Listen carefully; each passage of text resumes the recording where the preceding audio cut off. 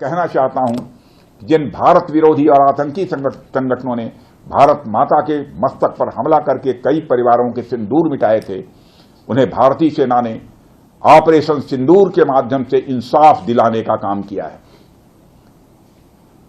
और इसके लिए आज सारा देश भारतीय सेनाओं का अभिनंदन कर रहा है। ऑपरेशन सिंदूर सिर्फ एक सैन्य कार्रवाई भर नहीं है, बल्कि भारत की राजनैतिक, सामाजिक और सामरिक इच्छा शक्ति का प्रतीक है। यह ऑपरेशन आतंकवाद के खिलाफ भारत की दृढ़ इच्छा शक्ति का और सैन्य शक्ति की क्षमता और संकल्प शक्ति का भी प्रदर्शन है। हमने दिखाया है, भारत आतंकवाद के खिलाफ जब भी कोई कार्रवाई करेगा तो आतंकवादियों और उनके आकाओं के लिए सरहद पार की जमीन भी सुरक्षित नहीं रहेगी। भारतीय सेनाओं ने ऑपरेशन सिंदूर को पाकिस्तान में मौजूद आतंकी ढांचा ढहाने के उद्देश्य से लॉन्च किया था। हमने उनके आम नागरिकों को कभी निशाना नहीं बनाया था, मगर पाकिस्तान ने न केवल भारत के नागरिक इलाकों को निशाना बनाया, बल्कि मंदिर, गुरुद्वारा, गिरजाघर पर भी हमले करने का प्रयास किया।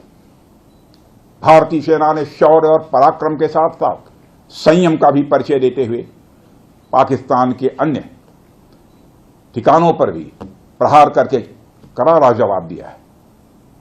हमने केवल सीमा से सटे सैन्य ठिकानों पर ही नहीं कार्रवाई की, बल्कि भारत की सेनाओं की धमक उस रावलपिंडी तक सुनी गई जहां पाकिस्तानी फौज का हेडक्वार्टर मौजूद है। मित्रों, भारत में आतंकवादी घटनाएं करने और कराने का क्या अंजाम होता है, यह पूरे विश्व ने उरी की घटना के बाद देखा, जब हमारी सेना ने पाकिस्तान में घुसकर सर्जिकल स्ट्राइक की।